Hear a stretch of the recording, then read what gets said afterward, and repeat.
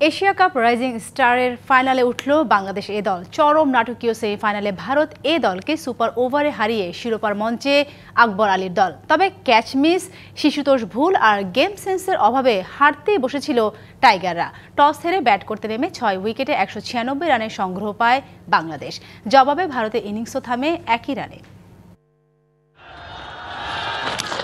ক্রিকেটটা যে মাথার খেলা সেটাই হয়তো ভুলে গিয়েছিল বাংলাদেশ। না হয় এমন নিশ্চিত জয়ের ম্যাচও সুপার ওভারে গিয়ে জিততে হলো আকবর আলীদের। ভারত সুপার ওভারে কোনো রান না তুলে 2 উইকেট হারানোতেই হয়তো শেষ রক্ষা হয়েছে বাংলাদেশ এ দলের। তারপরও 1 রানের টার্গেটে প্রথম বলে ইয়াসির রাব্বি 6 মারতে গিয়ে ক্যাচ দেন বাউন্ডারি লাইনে। পরের বলে সুয়াস শর্মার ওয়াইডে ফাইনাল নিশ্চিত হয় আকবরদের। অথচ এই ম্যাচ সুপার ওভারে যাওয়ারই কথা না, যদি না এমন কাণ্ডজ্ঞানহীন কাজ আকবর আলী না করতেন।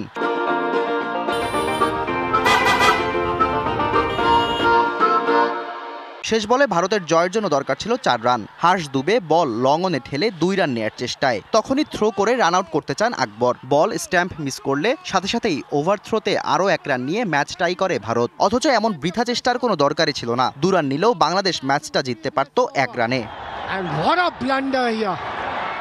এর আগে টস হেরে আগে ব্যাট করে নির্ধারিত ওভারে 194 করে বাংলাদেশ। ওপেনিংয়ে হাবিবুর রহমান সুহান খেলেছেন 65 রানের ইনিংস। তবে বাংলাদেশের ইনিংসের দৃশ্যপট পাল্টান মেহরবহীন। শেষ 2 ওভারে আসে 50 রান। 18 বলে 48 করে অপরাজিত থাকেন এই বাঁহাতি ব্যাটার। বিশাল লক্ষ্য তাড়া করতে নেমে 3 ওভারেই ভারতের স্কোরবোর্ডে বিনা উইকেটে 49। বিধ্বংসী সূর্যবংশী 38 রানে ফেরার পর মোমেন্টাম নেয় বাংলাদেশ। তবে আরেক ওপেনার প্রিয়াংশ আরিয়ার 44 রানের ইনিংস আর মিডল অর্ডারে জিতেশ শর্মার 23 বলে 33 রানে ম্যাচ জয়ের দিকেই হাঁটছিল Bharat.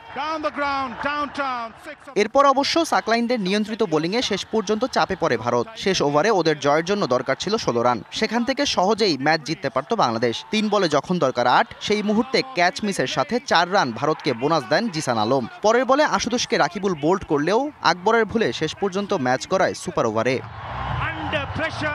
Shahriar Hossain, DBC news desk.